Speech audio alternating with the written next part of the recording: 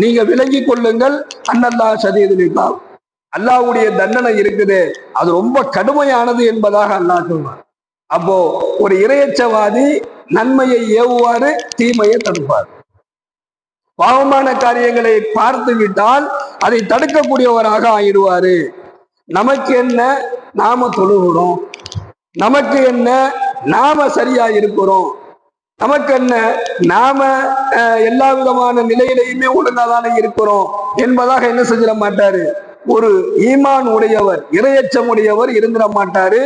தான் தொழுகுவதை போன்று தன்னுடைய குடும்பம் தொழ வேண்டும் என்பதாக ஆசை கொள்ளக்கூடியவர், தான் தொழுகுவதை போன்று தன்னுடைய உறவுகள் தொழ வேண்டும், தான் எப்படி இபாதத் செய்கிறோமோ, தான் எப்படி அல்லாஹ்வுடைய கட்டளைகளை நிறைவேற்றுகின்றாரோ அதே போன்று தன்னுடைய குடும்பம், தன்னுடைய சொந்தங்கள், தன்னுடைய சகோதரர்கள், தன்னுடைய உறவுகள் தொழ வேண்டும் என்பதாக எண்ணக்கூடியவர் தான் உண்மையான இறையச்சவாதி.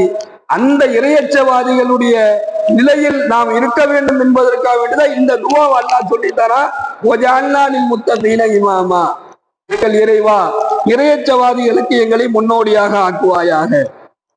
நபிகள் நாயகம் ஸல்லல்லாஹு அலைஹி வஸல்லம் அவர்கள் கூறுகின்றார்கள், நீங்கள் ஒரு நல்ல காரியத்தை, எவர் ஒருவர் ஒரு நல்ல காரியத்தை, நல்ல விஷயத்தை ஆரம்பிச்சு விடுறாரோ, ஏதோ ஒரு விஷயமா இருக்கணும், அதை மக்களுக்கு மத்தியில கொண்டு வந்து அதை ஆரம்பிச்சு விடுறாரு, அது நடக்குது நடக்காம போகுது அது வேற. ஒரு நல்ல ஒரு செய்தியை, நல்ல ஒரு விஷயத்தை எவர் ஒருவர் ஆரம்பம் செய்து வைக்கின்றாரோ, அந்த ஆரம்பம் செய்து வைத்த அந்த பரக்கத்தினால் அதனுடைய நன்மைகள் அவருக்கு அவருடைய மன்னரை வரையிலும் வந்துகிட்டே இருக்கும்.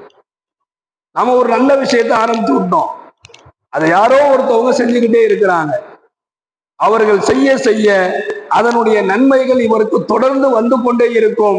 இதுதான் ஒரு ஈமானுடைய இறையச்சவாதிகளுக்கு அல்லாஹ் வழங்கக்கூடிய சிறப்பு என்பதாக நபிகள் நாயகம் ஸல்லல்லாஹு அலைஹி வஸல்லம் சொல்லி காண்பித்தார்கள்.